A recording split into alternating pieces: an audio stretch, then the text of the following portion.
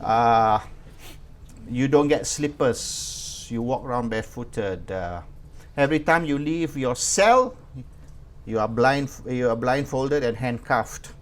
And they take you in a blacked out van. And they take you all over town. And you're sitting in this van bouncing around. And then you're brought out. So you lose track of time. You lose track of place. You don't know where you are. You don't know what time, what day. You get disoriented. And then they interrogate you at different times. Sometimes they come at night. Sometimes they interrogate you for 2-3 days non-stop. I had cases where they came to my room every 1 hour, woke me up, won't let me sleep, until the next morning. Sort of you become a nervous wreck, and you start breaking down. So they use all sorts of tactics depending on who you are and how they need to break you. Different people are broken in different ways. They even like, what day is it today? I say, I don't know. Guess, calculate. What day is it today? So you've got to sort of mentally figure out what day is it. They want to see whether you are aware. Now, you're not allowed to mark the days in your cell.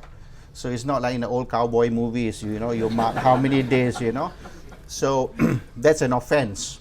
And you lose. Everything's a privilege. You have no rights. Everything's a privilege. You lose your privileges.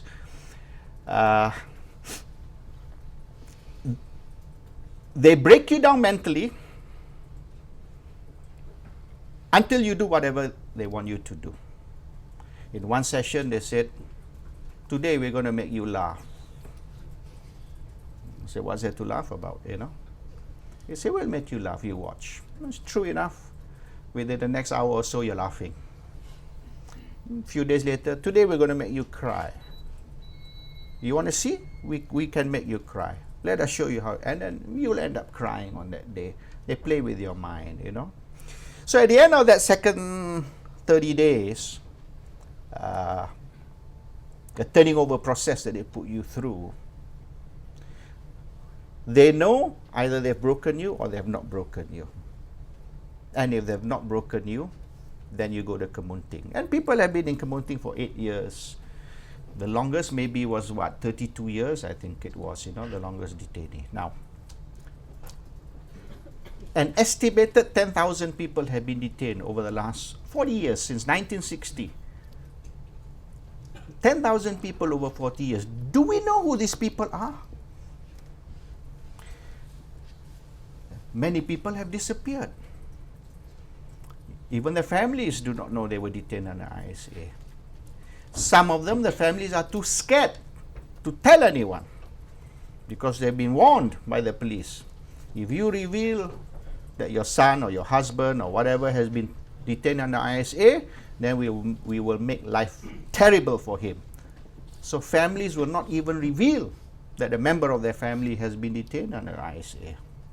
Until today, the 10,000 who have been detained under ISA is only an estimate. We do not know the real figure, and we do not know who they are. There are some people who say, no, it's not as high as 10, it's only 6,000. There are some who say, no, it's higher than that, it's about 20,000. The fact that everyone is guessing is because there's no details, there's no information. What are the crimes these people have been detained under? Some of the crimes are not even crimes. A whole bunch from Sabah, from the director of the national registration down to all the officers, down to a few of the UMNO branch chairmen, were detained under ISA. We never heard about it until now.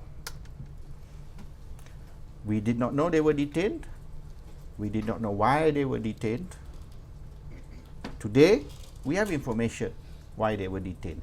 They were detained at the time PBS was the Sabah state government and Pairin was its chief minister. They brought in